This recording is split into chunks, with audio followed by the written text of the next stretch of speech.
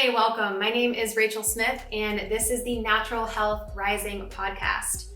I am a certified functional diagnostic nutrition practitioner and the owner of Natural Health Rising, which is my online holistic functional medicine company where I help people who have autoimmune diseases, chronic illnesses, mystery symptoms, and a whole host of other imbalances restore their health by natural means. On this podcast, you're going to hear conversations between myself and other health experts on functional medicine and general holistic health. My goal is to provide you with the tools you need in order to help you rise to your healthiest and happiest self. Today, I have the pleasure of speaking with Jennifer Marlowe. Jennifer Marlowe has worked in marketing, product development, and sales in the beauty and cosmetics world for over 17 years, and she's launched over 200 plus beauty products in her career. She has shifted her approach to what beauty is for women and is passionate about helping brands bring cleaner, safer skincare, beauty, and wellness products to the market. She's worked with brands like Beautycounter, Murad, Algenist, and many others. So Jennifer is an alchemist, and her passion lies in creating custom-blended personal care products and daily healthcare protocols using essential oils and plant-based ingredients. During the pandemic, she launched her own business, a Jennifer Gwen Conscious Lifestyle.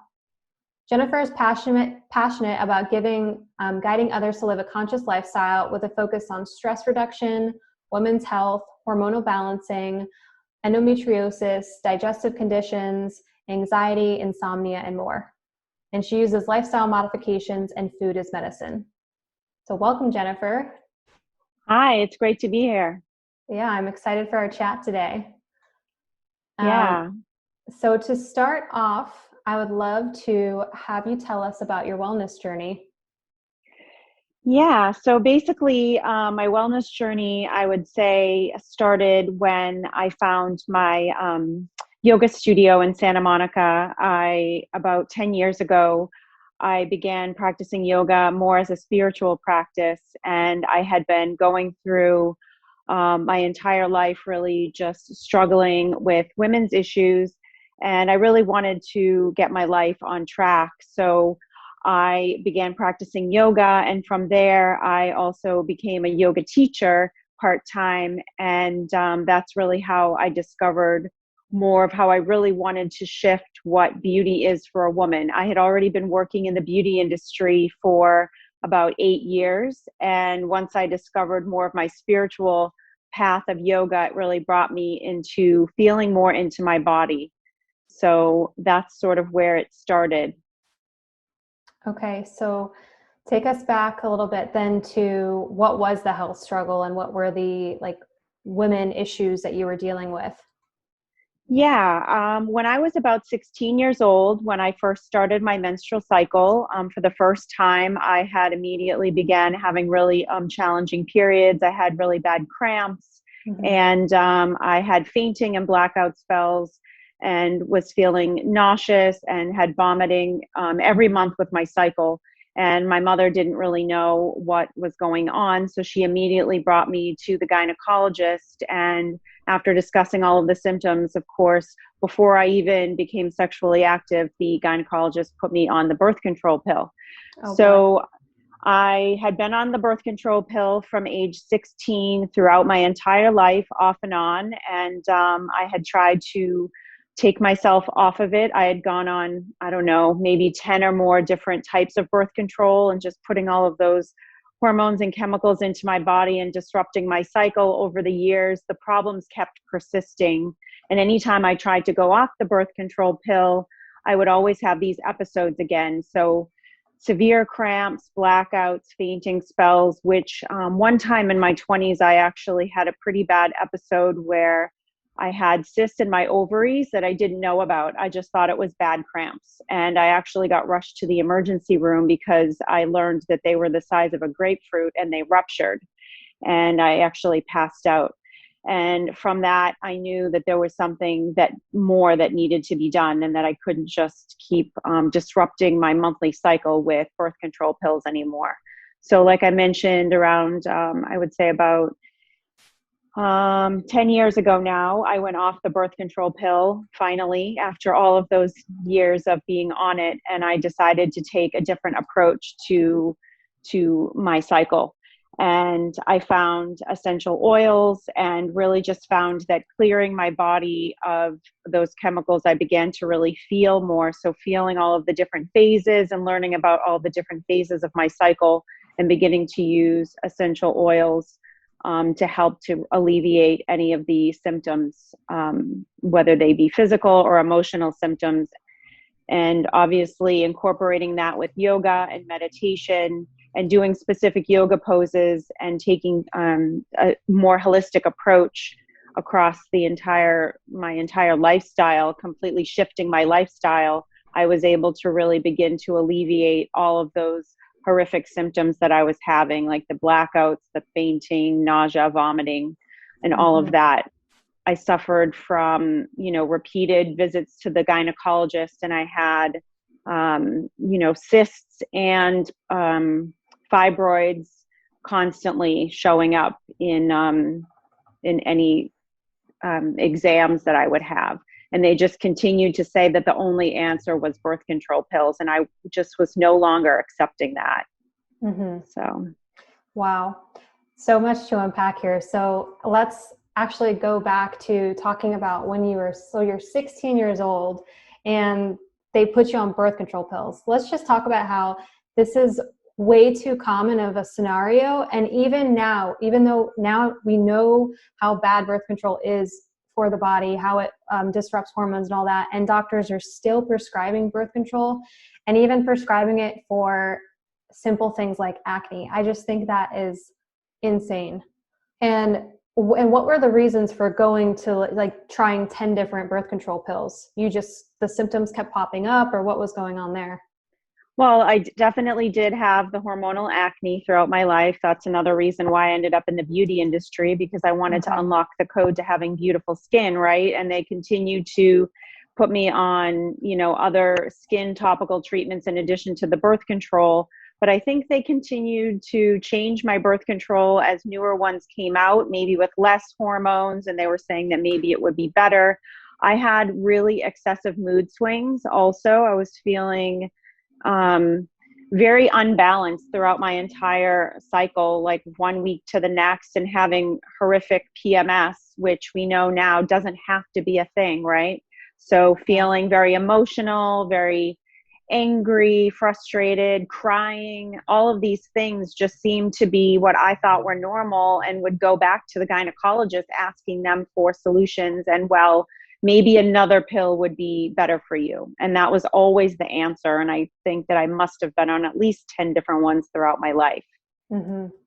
What was the breaking point? What was the point where you got to where you said no more pills?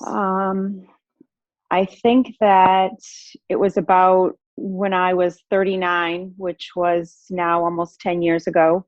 I knew that I was reaching a point where there was an opportunity for me one last time to explore having children. And I thought that just going off of them and clearing out my system. And like I said, I had just started really deepening my yoga practice and begun using essential oils. And I said, I'm going to take this chance and try to see if I can take control of this myself. And I wish that I had discovered it earlier. And that's why I'm here today, to be able to share that with so many women. But the moment that I did take that step, it was just a few months later that everything did start to slowly improve, once I was able to continue to detox my body from all of the hormones. Right. Wow. I love that you had the courage to stop the pills and actually take that jump and try it. I think that's what so many people are scared of is, they listen to the doctors, and our whole world is built upon MDs and DOs and prescriptions, and they just want to listen to them. And I think there's a lot of fear around trying something different and having the courage to look for alternative care. Yeah, I think one of the things that was the breaking point for me too is that I knew that I had symptoms of endometriosis. So it wasn't until much later that I actually myself self-diagnosed myself pretty much with endometriosis, because we also know that gynecologists and doctors misdiagnose this, right? And they'll call it PMS or bad periods and continue to dole out those birth control pills. And there's an entire women's movement and community of women who struggle from endo, who it's called misdiagnosed, actually, because millions of women get misdiagnosed year after year after year.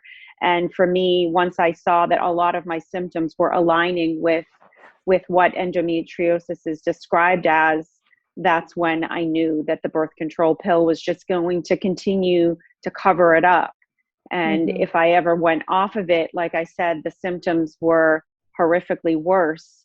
So it was sort of delaying the inevitable, and it did take a lot of courage. And I was very afraid to finally go off of the birth control pill forever. Mm-hmm. And we had a conversation a couple weeks ago, and I believe you told me that you also didn't have a period for a little bit, and the story with an acupuncturist. Tell me a little bit about that.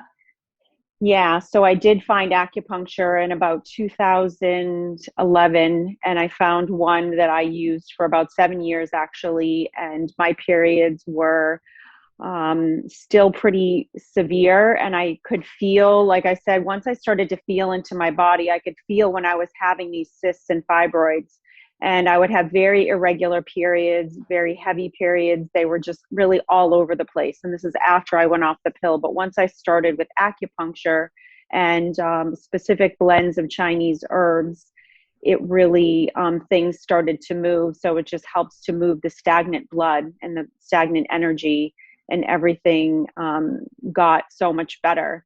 And another way that I know that that treatment is working is because I actually was without an acupuncturist for about 6 months, and things started to get a little, had a lot of discomfort again. So I know that these rituals work, and I know that these healers and these different modalities work. So, and things are getting so much better again already for me, but moving to Arizona recently, and I couldn't find a good acupuncturist. And now that I have one again, it's been about 3 months, and things are sort of back on track. That's awesome. And I shared this with you too before, but then you also said something else today, that we have some very similar stories. So when I was 19 or 18, I also didn't know I had cysts. And I also had one burst, and it was the most painful experience of my life. And I was rushed to the hospital, and they're like, yeah, you had a ovarian cyst burst in you. And I was like, what is that? Yeah. So also went through that experience. And then I lost my period for a couple years, completely nothing, in my early 20s. And then same thing, found an acupuncturist, put me on some Chinese herbs, did acupuncture on me, and all of a sudden I got my period back. And of course, that's just one small part of the picture, but it's obviously a common story on how this all happens. Yeah. And some of the other things that I was doing alongside of the acupuncture, obviously we talked about essential oils. Part of what I do with Jennifer Gwen Conscious Lifestyle is I also consult specifically on essential oils and helping women with specific conditions like mine. And I use blend of clary sage and frankincense and other specific oils that they put in a blend called Clary Calm. And they also have an entire line of women's supplements, one of which is the phytoestrogen complex, which really helps to flush out that estrogen. So I'm not an expert on that. I know you are, but those two key elements, adding the essential oils along with the acupuncture and Chinese herbs. And then there are actually specific yoga poses that can alleviate, cramps, alleviate the emotional piece to PMS and around our cycle, and really helping to get things moving. So that's really, in combination, all of those things together, what I help women with too, who don't really know where to begin with all of this and maybe coming off of the pill. Right. And so those blends, is it one blend that you use every day? And then where do you put it on your body? Yeah. So they have this one that I have here. Actually, it's a roll-on called Clary Calm, and other essential oil companies also have similar blends, but this one has primarily lavender, frankincense, and clary sage. And this one's in a roller, and I will roll it. For me, it's always been on my left side, where my ovaries are on the left side. That's where my trauma point has always been. So most days I'll wake up in the morning, and when I come out of the shower, I'll just roll it over that area topically. Okay. So And what is the brand? this brand is doTERRA. Okay, doTERRA. Yeah, that's a really good one. And so what are the yoga poses? Yeah, a lot of the yoga poses that I do, there's an entire method of yoga, obviously called restorative yoga. So using bolsters and blocks, and meaning that every time during the month, you don't have to be in this, rigorous flow class or vinyasa flow class. You can do more restorative and yin poses using the support of bolsters and blocks, bridge pose, supported bridge. And child's pose supported with a block going diagonally lying down. Obviously, gentle twisting poses are helpful using a bolster for support. So anything that really helps you to feel supported is great to alleviate cramps and to alleviate the inflammation that's inside of us during that time of the month too. Okay, so you teach women these poses structured more around when they're having their menstrual cycle or when they're having their period? Usually we are always seeking that type of comfort, especially going into our period. If we start to feel cramps or we start to just feel, for me personally, I start to feel really heavy, like it's definitely like a heaviness there. And we just want to be able to still keep things moving, but something that's a little bit more gentle. Okay. So, yeah. And I want to come back to your business, but I would love to hear, so you kind of told us a little bit that it had something to do with hormonal acne, but how did you get started in the beauty care industry? What was that story like? Yeah, so after graduate school, I studied in Paris and did an internship with L'Oreal, and I began studying working in personal care products, and I ended up in Los Angeles. And at that time, the beauty industry was just getting started in LA. So I actually worked for a company that makes nail polish and spa products, and I helped to launch the first line of vegan nail care and body care products. So I learned a lot about all of the ingredients in nail polish, and at that time they were just starting to remove all of the more harmful chemicals in nail polish, like formaldehyde and toluene and dibutyl phthalate. So that's when I really started my clean beauty journey. But again, also definitely with the fluctuations in hormonal cycle, I was always more interested in skincare. So throughout my career, I've worked more recently making skincare products and working with brands like Beauty Counter and some of those brands that are leading the clean beauty movement. And that's really what's shifted for me, is being passionate in helping women feel good inside and out. So we know that we all love to use beauty products on our skin, but that there are more safer and cleaner ingredients out there. So let's talk about that. Like, why is it so important that we put clean beauty products on our skin, and what does that even mean for us? Yeah, so basically, you and I have talked a lot about food as medicine, but we also know that what we put onto our skin actually gets absorbed right into our bloodstream, because the skin is the largest organ in the body. And even though they are cosmetic products, we know that they can't make any claims of structure or function of changing anything about our skin if it's a cosmetic. It's different for an over-the-counter or a sunscreen.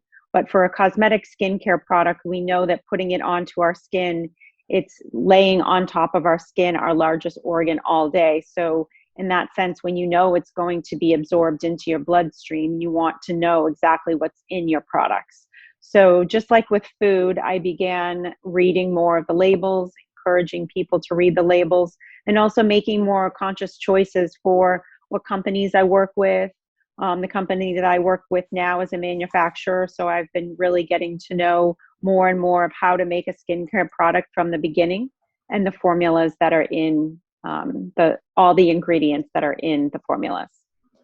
Okay, and what are the standards in cosmetics right now, or maybe more importantly, the lack of standards? Yeah, so it's interesting. It's so funny. So the United States is a little bit behind, I would say, and I'll tell you why. Is because we haven't had any cosmetic regulations from the government since 1938. So we have here about maybe 30 ingredients that are banned for use in cosmetic products. And we know that there used to be like lead in lipstick and things like that, and all of that's been banned now, but obviously we still have quite a long way to go. And for example, in the EU, where my company is based, in France, there's actually over 1,500 ingredients that are banned for use in skincare products. So automatically formulating to those EU guidelines, and there's something called ISO standards that you can formulate to, and that means that you automatically have to keep all of these harmful ingredients out of your formulations. Yeah, that fact that no regulation since 1938 just blows my mind. Yeah. Wow. And so I do also want to like further explain, why does it matter that the chemicals are soaking into our skin? I feel like some people might have a hard time grasping that concept. Like, what does that do to your body? And basically, like, you have hormones, and I always like to think of them as like a key. And then you have a lock in your body, which is a receptor, and it goes in and it fits in that specific part of your body. And that's essentially how a lot of hormones work. And so some of these chemicals that are in these beauty products literally are almost identical in the molecular structure of some of our hormones. So they go on our skin, they get absorbed, and then what happens is they go and they fit in that same receptor, therefore blocking or mimicking a hormone, or it can affect estrogen, thyroid hormones, and that's just like a small portion of what they do. They can also, these chemicals can also build up in the liver, and the liver is our major detoxification organ. It helps break down our hormones. So if you have chemicals that are overloading your liver is going to be clogged up. It's going to disrupt your hormones even further. So that's just like a really quick snapshot, and it doesn't take much for much of these chemicals to go into the body. And like you said, the skin is the largest organ in the body, and if you think about how many hundreds of chemicals you put on your skin every day, okay, so you put it on every day, but think about that over time. Think about the buildup of those things, and how, in the short term, you might have some symptoms like headaches and rashes if you're having an immediate reaction. But if you don't notice that stuff, you keep using a product that's quote unquote toxic, then you might eventually start noticing autoimmune symptoms and other chronic illnesses that can go hand in hand with this overload of a toxic burden on the body. With all that being said, how will someone know whether or not they should use a product, and that if it's safe? Yeah, and that's a good question. And there's a lot of confusion out there right now. And we know that there are some brands that are leading the efforts with the government and the Senate and going to advocate for these standards to be updated. What we have now is a clean beauty movement. So there isn't any one standard. So it gets really confusing for us to be shopping. But there are obviously all of the main retailers like Sephora and Ulta have Clean at Sephora, Conscious Beauty at Ulta, where they are elevating all of the brands to more higher and rigorous standards that are more in line with the EU standards, or even higher than that, for example. So that's one good thing. And this is really a movement. So it's allowing the brands to step up and clean up their formulas and develop to these new standards. For example, Whole Foods obviously is a really great retailer to choose, because you can go in there and know that all of the products that they sell in their beauty section, in their personal care section, are up to a certain standard. So, but with the Clean at Sephora, for example, they follow a specific standard that is more in line with the EU guidelines and removing a lot of those harmful chemicals. The one thing that I definitely know is that it's important for me to know like what I'm putting into my body and onto my skin. So I really like to read the labels, but for someone that, maybe doesn't have that same type of knowledge, I think these labels like Clean at Sephora or Ulta Conscious Beauty, or we talked before about the EWG, the Environmental Working Group, brands can now get their finished products certified by EWG rated by EWG. So there would be a seal. So brands can have specific seals on their products to help people choose something that is safer and cleaner for their skin and for their body. Okay. Yeah, that's really good to know. Same thing. It's like, I know what to look at sometimes on labels, but most women don't. And sorry to even say just women, everyone who uses skincare products, or whatever you're putting on your body.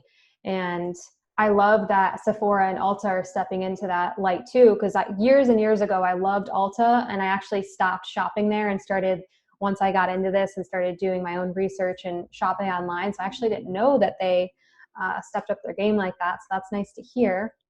Yeah. And so the EWG is awesome. One app that I love is called Think Dirty, which is kind of similar to the EWG. You can see a lot about ingredients, and they have ratings and everything too. So that's just another resource. Yeah, I love that. And I think that those types of apps are definitely really useful for consumers, because again, it does get a little bit confusing out there. And even I'm not a chemist myself, but I think just over the years, I've definitely learned to always look at the labels. And if something is a little bit confusing for me and it doesn't look familiar, if it sounds like a strange chemical, at least you can go to the EWG and look up the specific ingredient as well. And the EWG will rate the ingredients, like a 1 is safer versus if it gets up higher beyond 3 or something like that, then maybe it starts to be a little bit unsafe. Mm-hmm. So yeah, that's good to know. And so let's jump back to your other business that you're working on right now. So your conscious lifestyle business. So we talked a little bit about the essential oils and everything, the yoga poses, but what does it mean really to help someone live a conscious lifestyle? Yeah, I think that after I spent a year or more studying to be a yoga teacher and started really integrating all of these different modalities that I mentioned into my healing journey, I knew that, I was encountering people that just didn't really know where to begin. So where just starting them on a ritual and a regimen every day of things, little, just small, subtle changes over time that they can start. So maybe beginning with meditation in the morning, incorporating the hot lemon water that I do every morning along with my meditation, maybe some breathing exercises, and then some specific gentle yoga poses just to get started with movement in the morning. Going more into, if they have more serious conditions, then I would obviously guide them to practitioners like yourself and to others that I've used over the years that have helped me in my journey. Because aside from the Western doctors, I think that a lot of people just don't know where to begin, and they don't know that these modalities are even out there, or that acupuncture could help to alleviate, symptoms of endometriosis or women's issues or hormonal imbalances. People think of, they have a certain thing in mind that they'll go for. And it goes so much beyond that, so much deeper than that. So leading a conscious lifestyle, I think, is just making small, subtle changes over time and getting onto a regimen that feels really good for somebody. That's amazing. I love that. What type of meditation do you do, or what are types that you recommend to people? Because there's so many different categories of meditating. Yeah, I think that it's, I talk to a lot of people who say that they don't know how to meditate and things like that, or they're not good at it. And I think that that's why they call it all a practice, right? So I specifically have trained with the Vipassana style of meditation. And what that means is insight. So the Vipassana style is what the Buddha used to become enlightened.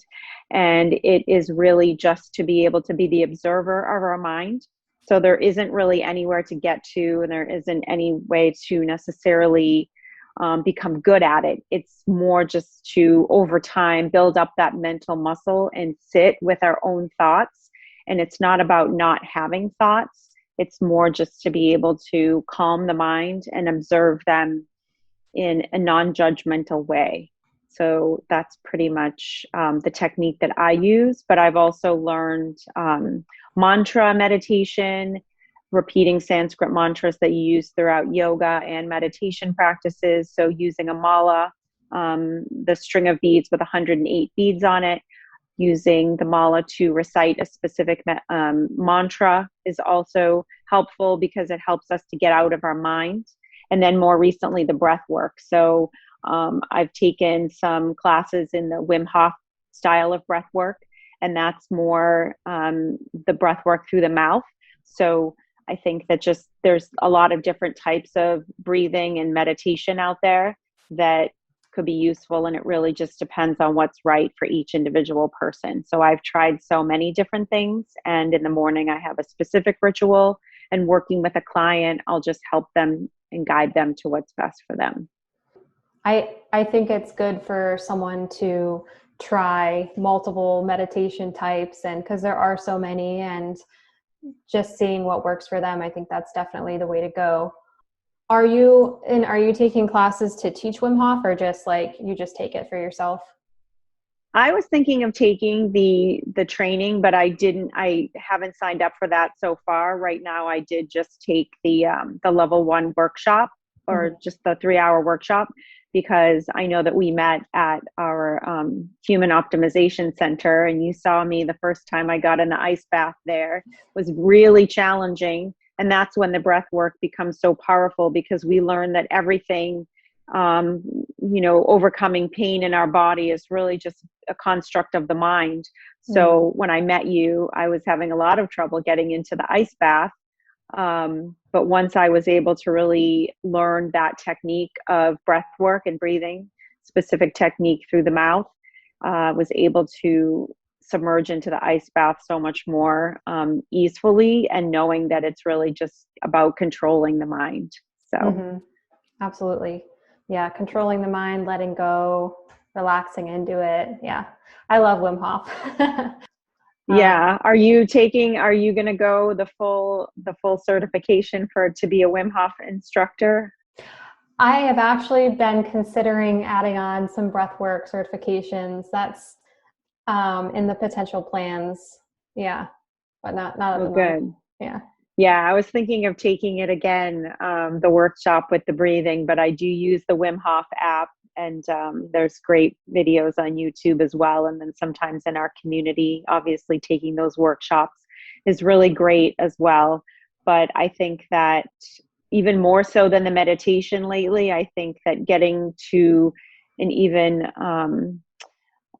stronger place with the practice is the breath work, because the meditation, it is challenging just to sit there and observe your thoughts. So sometimes when you're actually focusing maybe on a mantra or on the breath, it's easier to sort of elevate out of all of your thoughts a little bit.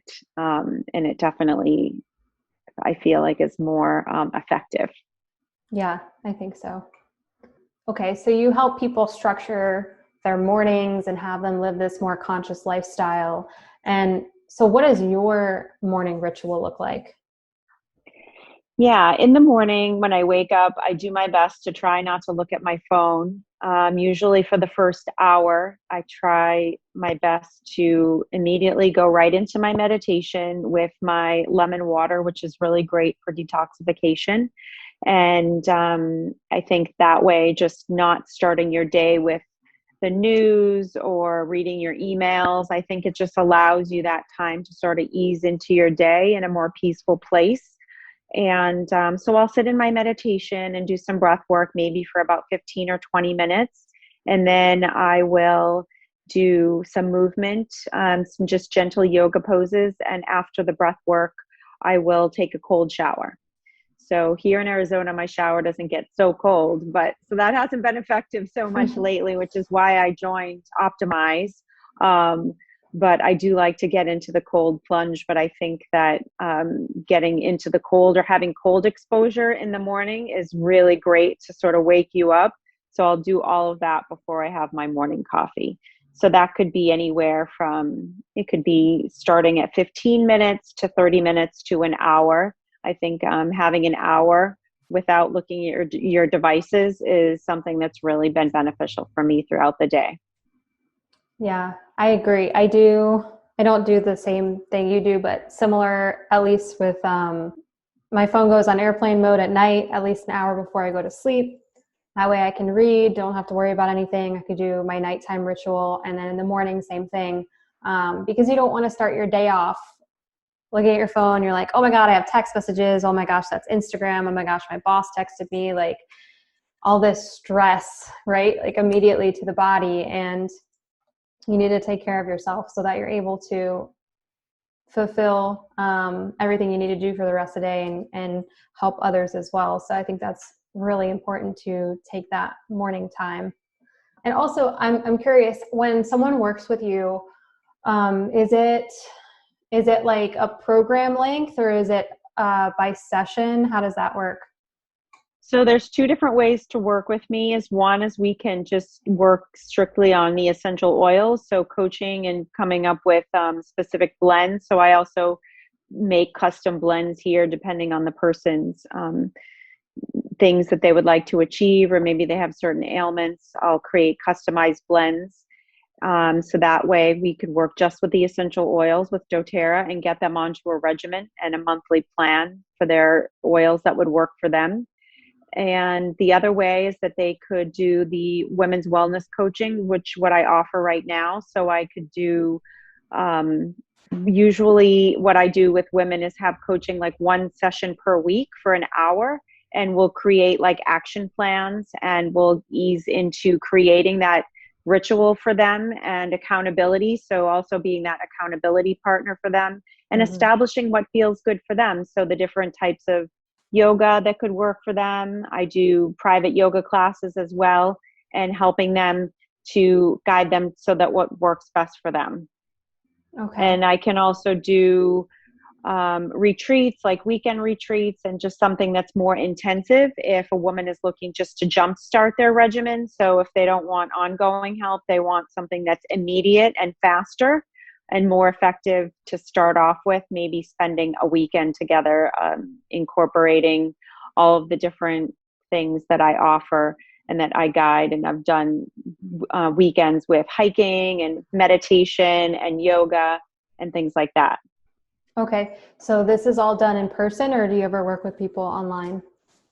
Yeah, I do most of the time. I've been doing it online so far just because of the situation that we're in, but I'm going to be reopening my weekend retreats and hopefully having more in-person clients as well.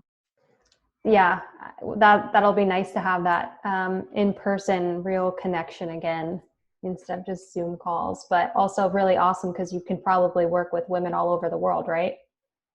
Yeah, and I generally have worked mostly with clients that I knew in LA, but then everyone was moving everywhere. And then also during last year, I broke my foot. So I was definitely staying home even more so. So that was something that really inspired me to be able to help others because I felt sort of helpless at that point. So, but healed my foot really quickly with essential oils also, and all these different modalities of that we both know together with the cold exposure and the red light therapy and the pulsed electromagnetic frequency and all of these different modalities that we can use to heal ourselves.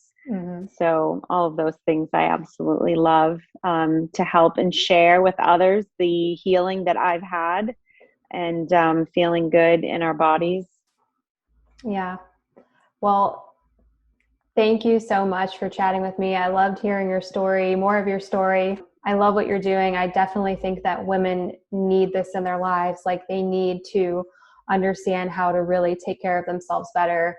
They need to understand that PMS symptoms and all of these other women issues and all these other health issues that we're struggling with don't have to be forever, and that there's other ways to approach them. So if you could leave our listeners with one action that they could take this week to help them live a healthier, happier life, what would you tell them? I think that definitely just taking time for your self-care and nourishing yourself every day, and just starting small, if it's even just 5 minutes of something that you're going to start every day, and prioritizing yourself, because I truly believe that we have to nourish ourselves first and keep our cup full. So if I can encourage everyone to just say, like, what is one thing that they're going to start with even for 5 minutes this week. And it could be the sun gazing, or it could be 5 minutes of meditation, or maybe just even for 5 minutes when they wake up in the morning to not look at their phone, or even just asking their partner or their family, like, I need this X amount of moments for myself. And I think that's one thing that I would leave everyone with today. I love that. Yeah, I think that's important to also communicate, hey, I'm doing this thing and I'm working on this. And that way you have some support there. Like, a support system is always super important when you want to make changes. And yeah, just 5 minutes, and then over time, just slowly build it up. All right. Yeah. So thanks for talking today. I want you to tell everyone where they could reach out to you, where they could find you if they have questions or just want to learn more about you. Yeah, my website is jennifergwen.com. I'm also on Instagram, Jennifer_Gwen. And on my website, there's all of my contact information. You can sign up to get free tips on, right now I'm offering free tips on how to get better sleep. And I know that everyone needs that right now and having trouble sleeping. So that's pretty much the best way to contact me, is through my website. All right, Jennifer, well, have a good day. It was nice chatting with you. Thank you. Thanks, Rachel. Bye. It's been a pleasure. Bye. Hey, thanks for watching the episode. I really hope you enjoyed it. And if you did, make sure that you like the video and leave a comment and share it with a friend who really needs to hear it.